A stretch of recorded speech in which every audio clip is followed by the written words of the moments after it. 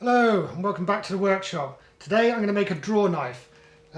This will be a present for my dad. It's something he asked me to make quite some time ago actually, but I'm going to make it now. It's his birthday in a week or so, so although it's a couple of years late, it will be in time. Now, I don't have a draw knife to copy. I've never made one before. I don't think I've even seen one since I was a little kid. I do though have a book with a picture. This is a great book, incidentally. I remember my dad had a copy of this when I was a little kid, and I used to spend many hours reading about tools because that was the kind of child that I was. Here we are then. This is pretty much what I'm going for, one of these. So this is a long cutting edge, and the thing about it is, although it's called a knife, it's actually a chisel profile.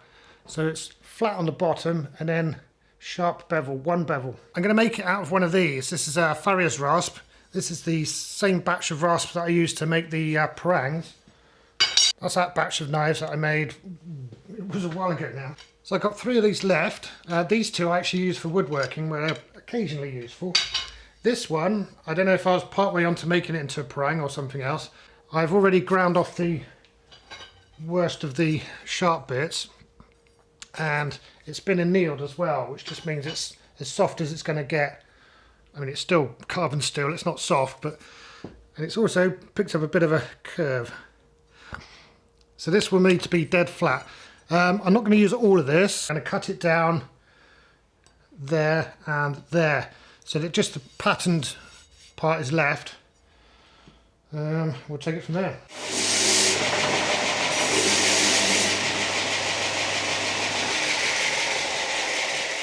Incidentally, if you want to try this and you've got a rasp, the best way to get rid of all the pointy bits on there is with a grinder rather than a sanding belt. It murders sanding belts. Obviously, once you've roughed it out, then you've got to do it with a sander, otherwise it's just going to look horrible. Anyway, let's mark it for cutting then. So we're going to cut off there where the pattern ends and cut there.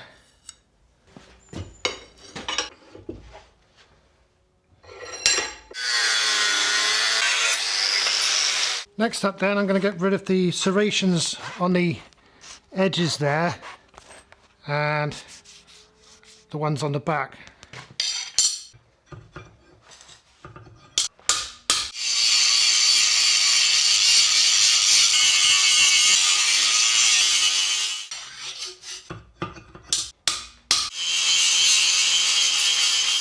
What I'm going to do now is isolate some of this metal and draw it out so I can have some tangs to put in the handles. I reckon probably about that much.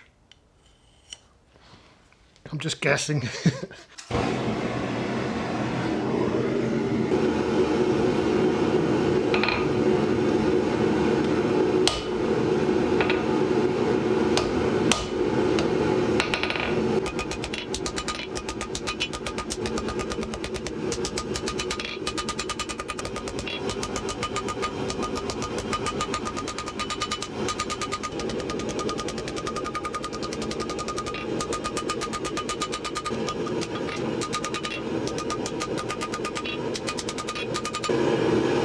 To be longer yet, and I want more of a curve here.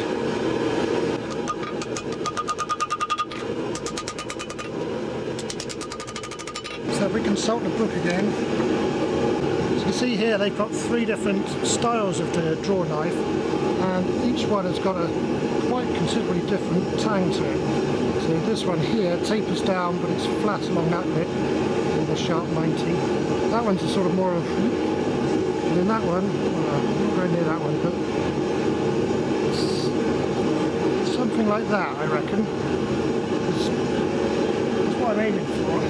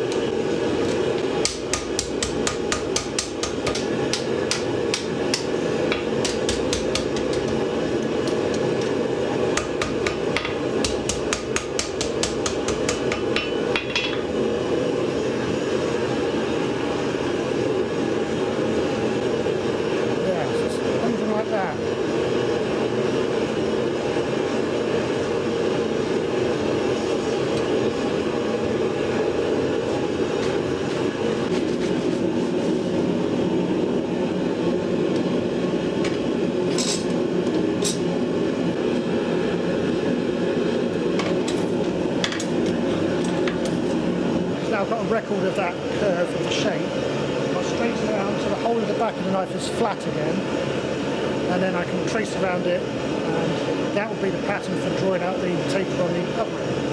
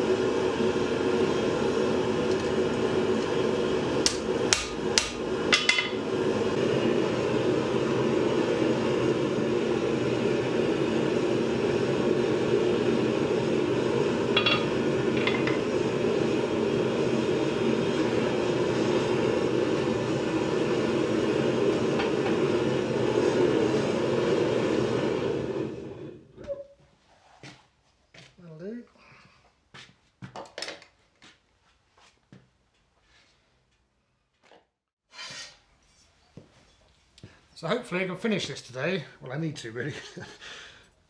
This is the result of the rough forging. I can obviously handle it a lot easier now. So we've got there's still a lot of undulations in there, so it does need tidying up. I'm going to light the forge. While the forge is warming up, I'm going to use the belt sander to just tidy up this curve. Yes, I can actually tidy up this curve, and then I'll draw around this with a pen or a pencil and use that one to match that one. Then we'll be back in the forge and tidy it all up, and another normalization cycle. And make some handles and all that. Oh yeah, it's got lots to do.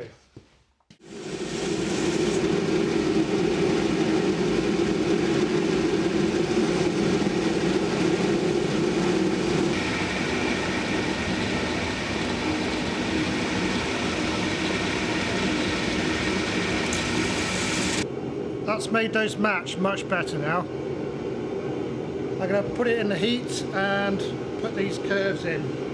Remembering I've got the pattern marked out on the bench there.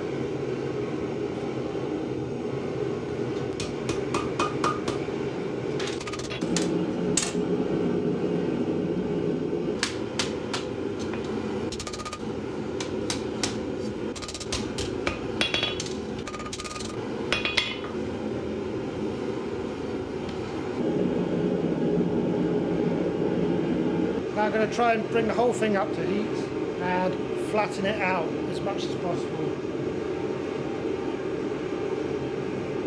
And then I'll bring it back up to heat and normalise it again. I like to do 3 normalisation cycles before I do the heat treat.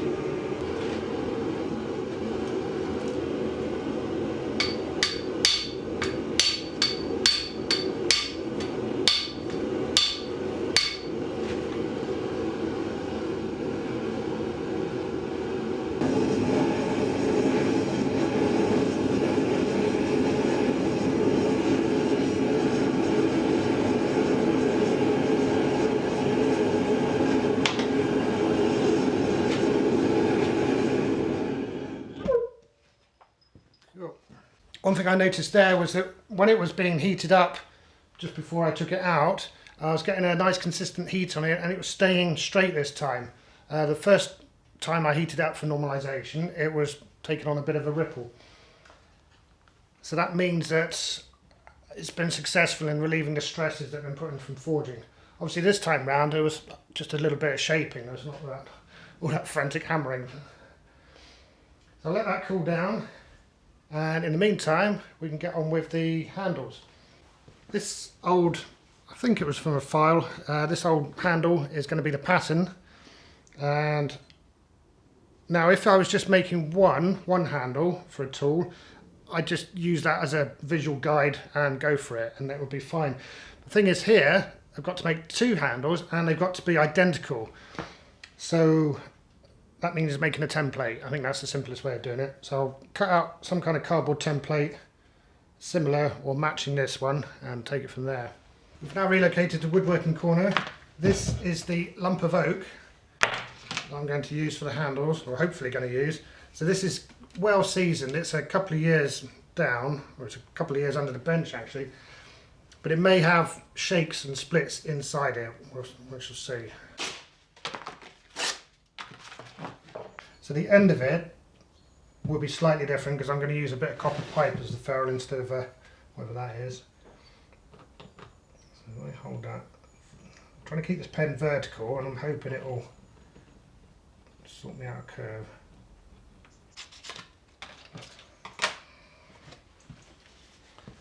Let's have a look. So that's not terrible, is it? Remember, all this is not to duplicate this one necessarily. The key here is to get 2 things the same, 2 handles the same. Now I could go for making both the handles together, making one long like rough cylinder out of this and do them in tandem at the same time. I'm not going to do that. I'm going to do them one at a time. Reason being, it'd be much easier to get this hole in the centre because I can use the live centre on the lathe. Yeah, I think it'll work easier. This is going to be like, well, it's going to be incredibly solid. Oak just gets tougher as it dries out. So there's a natural split in the wood there. I might as well use that to open it up.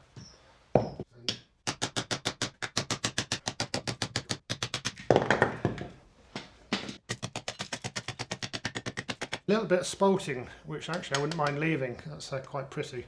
So spalting is where it's begun to rot, but then stopped because it's dried out. Can be decoratively really nice. Not that this is a decorative piece.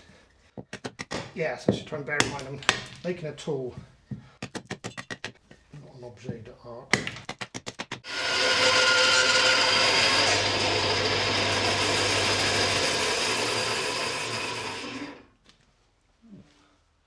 Actually quite a bit of spalting on the inside.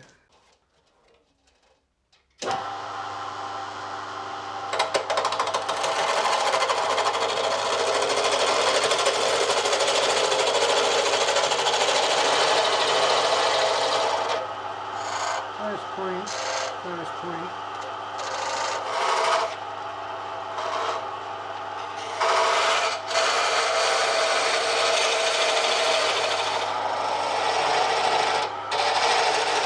Ooh. There is a split in the end here. That's yeah, this might write it off actually.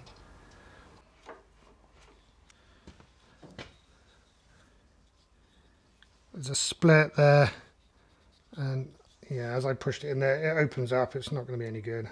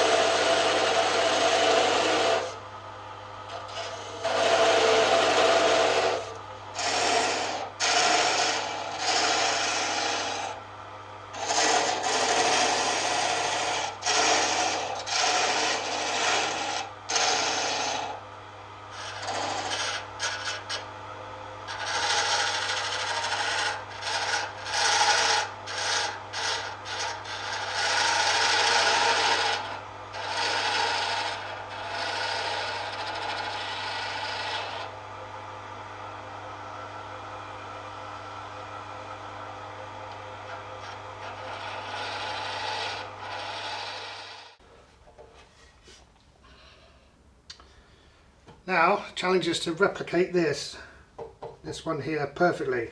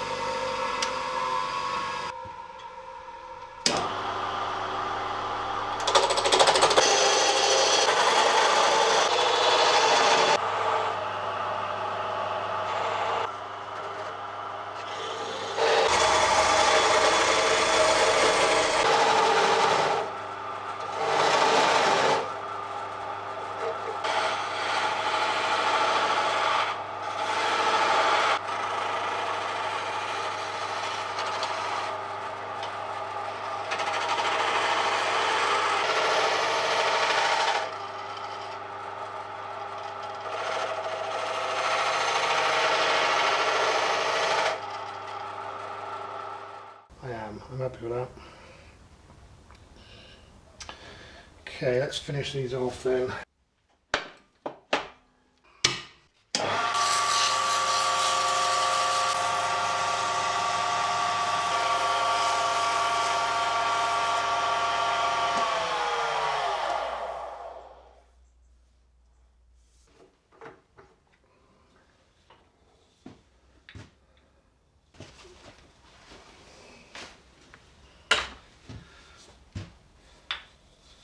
They feel the same. Phew. That's got to be cut down a tad yet, but I'm going to leave it because obviously that's going to mark the hole I need to drill to put the tang in. That took forever. It really did. That's been what? About 2.5 hours. Unbelievable. I suppose we don't have a full start with that one. Anyway, that's done, which is splendid. Now, well, actually I'm going to have a quick coffee and then get back to the blade. So I've relit the forge, as you can probably hear, and while it's warming up I'm going to do a bit of sanding. So basically the rough grind is what I'm after now, and by that I mean this back edge, I'm just going to make that as flat as I can. You know, it's not far off. And this front edge, I want to make that flat as well. Sand the back here, and then I'm going to roughen a bevel, just because it's a lot easier to do it now before the heat treatment while it's in its annealed state.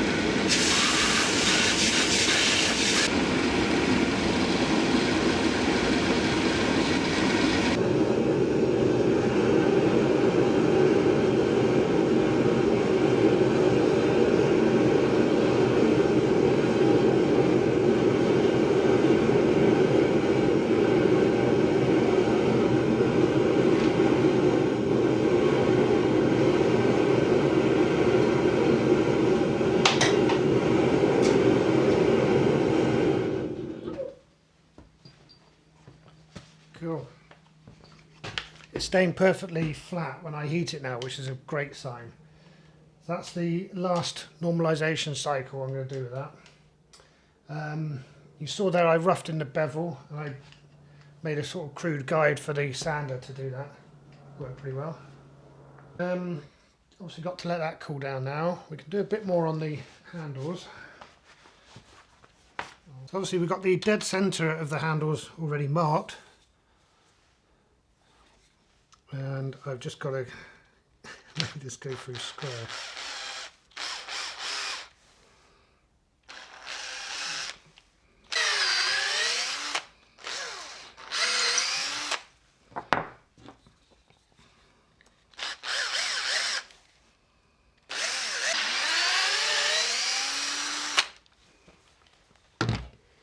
Good.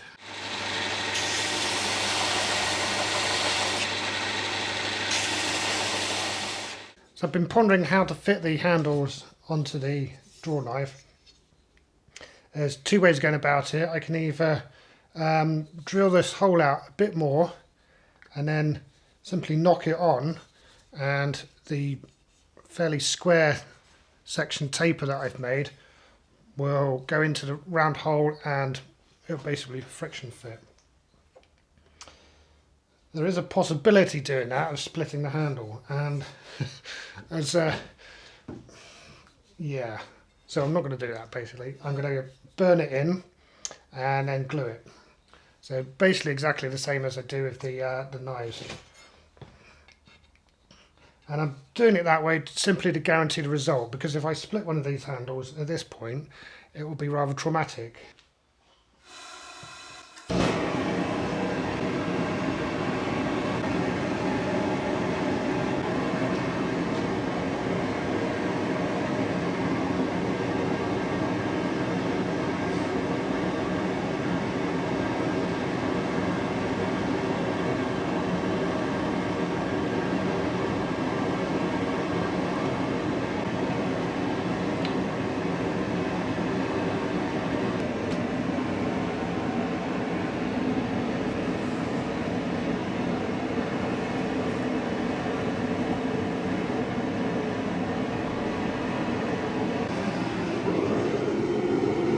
heat treat next, the exciting bit. This is the oil I normally use. Let's see if it actually works. Just. If I fill this to the brim, it goes to the bottom. Yeah, it can't work. I'm going to preheat the oil by heating up this bar and sticking it in there. Makes the oil slightly more effective in the quench, but also this is olive oil and it solidifies.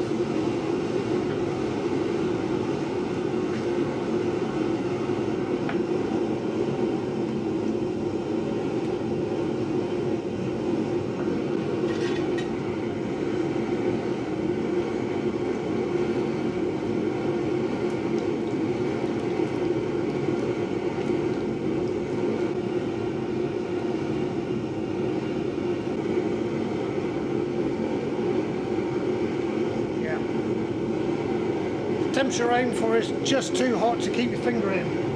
That's exactly what we've got.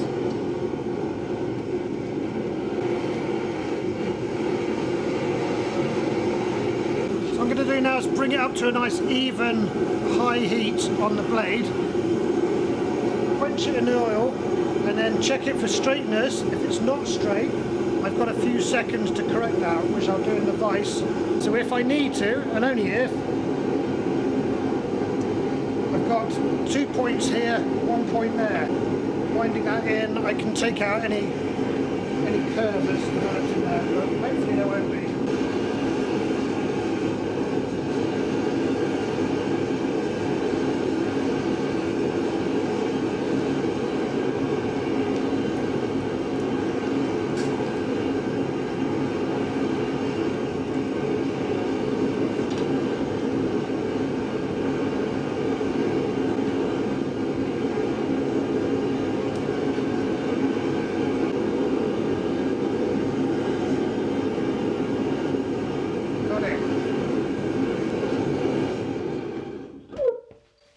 Excellent. As you can see there, it came out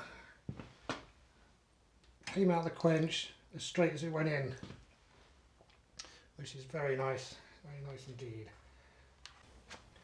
Now the hardness takes a little while to set in, about 60 seconds I'd say, and it's during that 60 seconds that you can put it in the vise and take a bend out of it.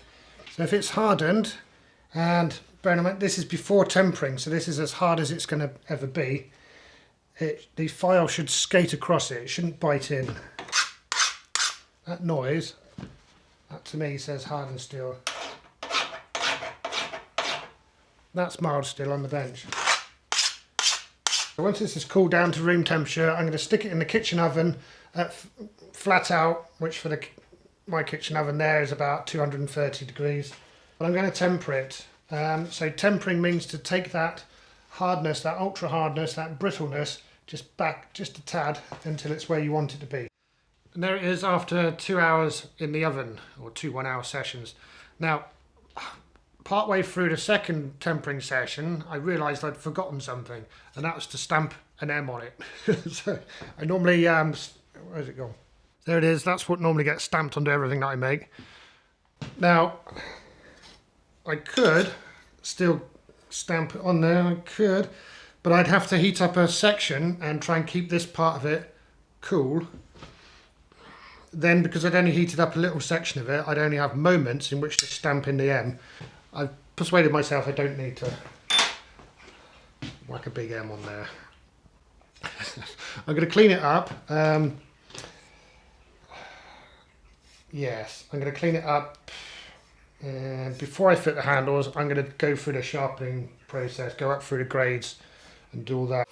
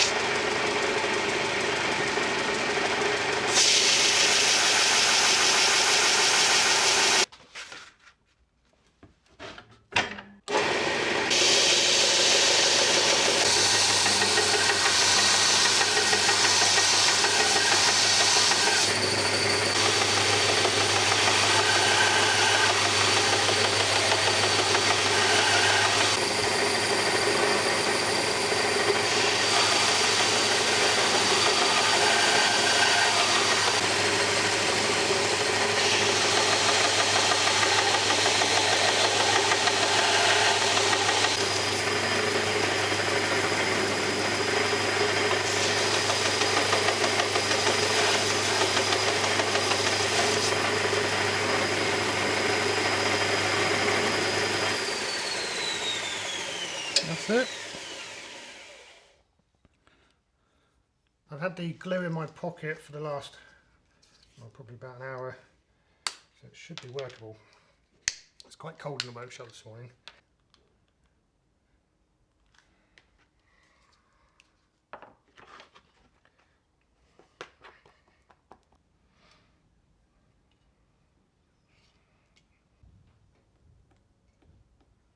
And I'll put it in here so it stays upright.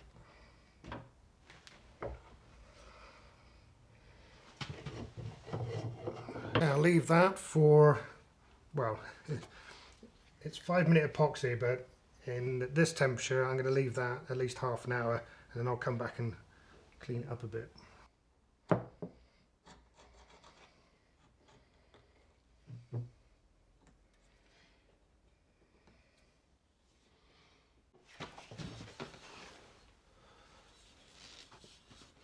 So it's been about 2 hours since I glued up the handles, so the epoxy should be at full strength now. Now I've only sharpened this, as you saw, on the belt sander, so that's just taking it to a 600 grit sharpness, which I reckon should be, yeah. Now if you've managed to watch this far, you're probably wondering what a draw knife is actually for. There is something I need actually, which a draw knife might be useful for. There's one of my favourite hammers, and you can see it's not looking too good at the moment. That's the handle it used to be on it. I've been out to the firewood pile and retrieved a lump of ash. Once again then, I'll use the prang as a throw to break down the lump of wood.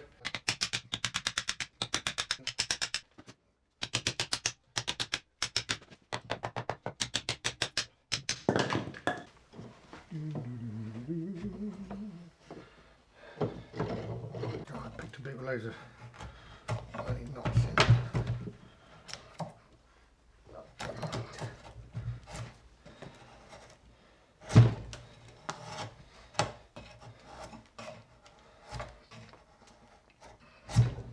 Do bear in mind when watching this demonstration that this is probably the first time I've ever used a draw knife.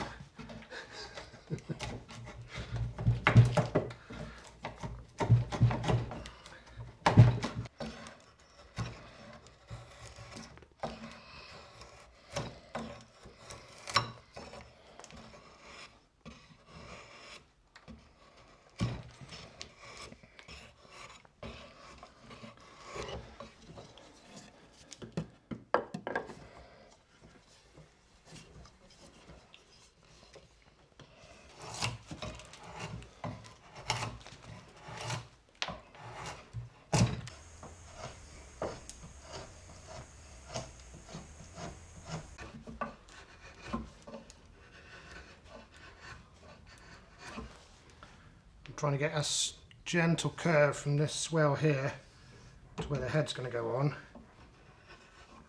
By using it this way up, I can just take small bits off, and it doesn't have that risk of diving into the centre of the wood.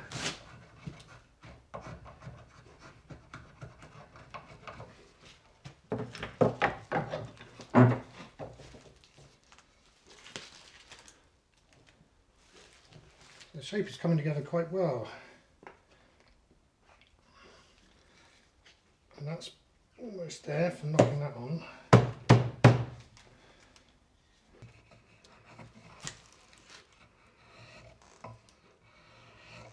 I think I'm approaching the limit of what I can do in its conventional way, if you see what I mean. I'm wondering if I can use it as a scraper.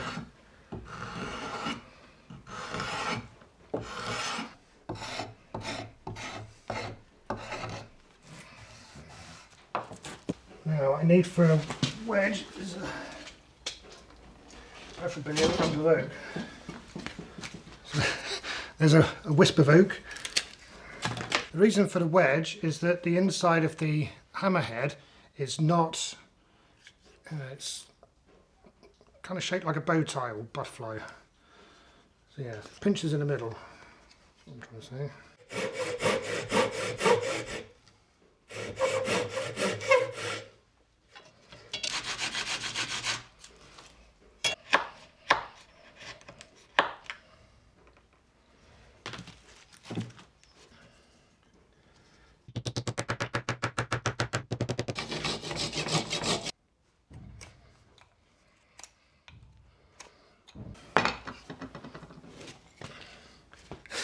I rather like it actually. It's a bit shorter than it should be.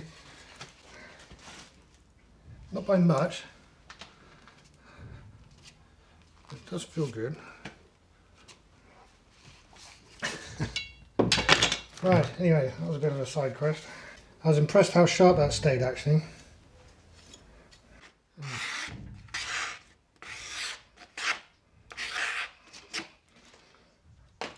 Linseed oil.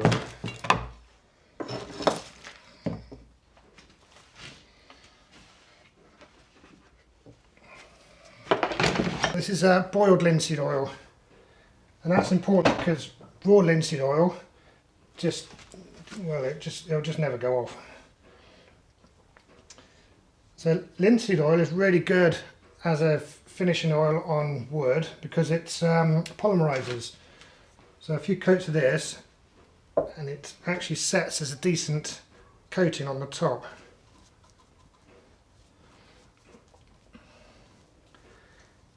And it's also fine to chuck it all over the metalwork, so I'm going to do that as well. Question is it anything like the one in the book? And remember we had 3 to choose from here, and I think it is actually rather similar to this one. So there. All done then, and just in the nick of time because I've got to hand this over in the morning. So, as ever, last minute dash to the finish line. But we got there. I'm actually really happy with that. I think that came out really well. And as you've seen, it works a treat. And I've got myself a new handle for my hammer as well. Extra bonus. That was one of those to one of those. I'm calling that a win. Thanks for watching. See you next time. Cheers. Oh my goodness, isn't that beautiful? That's what I made out of, one of those. Oh, how amazing, yeah. And the handles, is that the oak again? Yeah. Wow. Yeah, so the oak for the handles came from about 100 yards in that direction. Yeah. I found in the big book of tools Yeah. an illustration. Oh yeah, brilliant. And it's come out pretty much like the middle one now. Yeah. I forgot to stamp it with my touch mark. I don't think you'll forget who made it. No, so. I won't. Never. Brilliant. That was wonderful. Thank you very much. Oh, happy birthday. I think it's Thank probably you. about at least 2 years late, isn't it?